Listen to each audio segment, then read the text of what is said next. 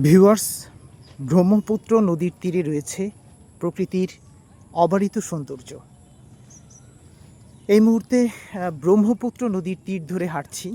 এটি বেশ কয়েকটি জেলাকে অতিক্রম করেছে। এই যে আমি যে জায়গাটিতে দাঁড়িয়ে আছি, এটি হচ্ছে গাজীপুরের কাপাসিয়া উপজেলার টুক ইউনিয়নে অবস্থিত এই জায়গাটি। আর নদীর ওই পারে হচ্ছে ময়মনসিংহ জেলার গফরগাঁও এলাকা অবস্থিত। আর এই নদীটি হচ্ছে গাজীপুর এবং আমাদের ময়মনসিংহ জেলাকে ভাগ করেছে। নদীর দেখা যায় পানি অনেকটা বেড়ে, আগে এত পানি ছিল না, বৃষ্টি হয়েছে যার কারণে পানির পরিমাণটা একটু বেশি।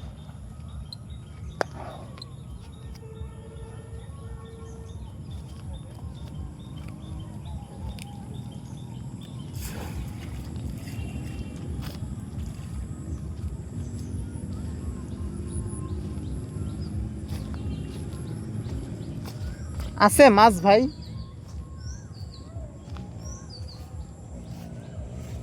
দেখেন কত সুন্দর, বিভিন্ন ফসলে ভরে গেছে এই ব্রহ্মপুত্র নদীর তীর। প্রচুর পরিমাণ পাট শাক দেখা যাচ্ছে নদীর তীরে। পানি চলে এসেছে পাট খেতে।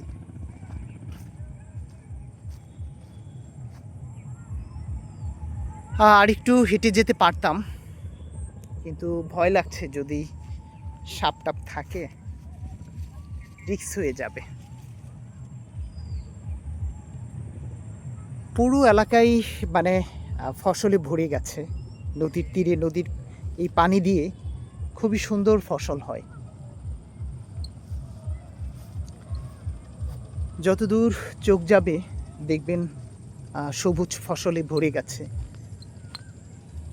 এই যে এখানে খেতে দেখা যাচ্ছে জালি ধরে আছে, জালি লাউ।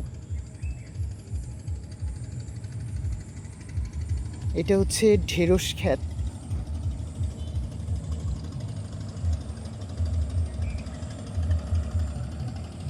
ঈদের সময়টাতে অনেক মানুষ নৌকায় করে এই ব্রহ্মপুত্র নদীতে ঘুরছে।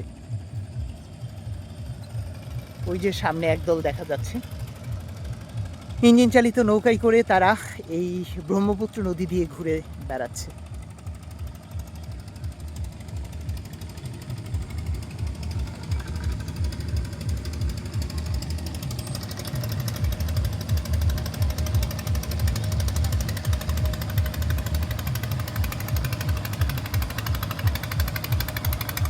ভালো লাগে আসলে এরকম নদীর তীর দিয়ে ঘুরে বেড়াতে।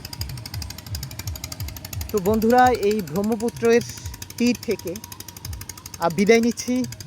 ভালো থাকুন, সুস্থ থাকুন, আল্লাহ হাফেজ।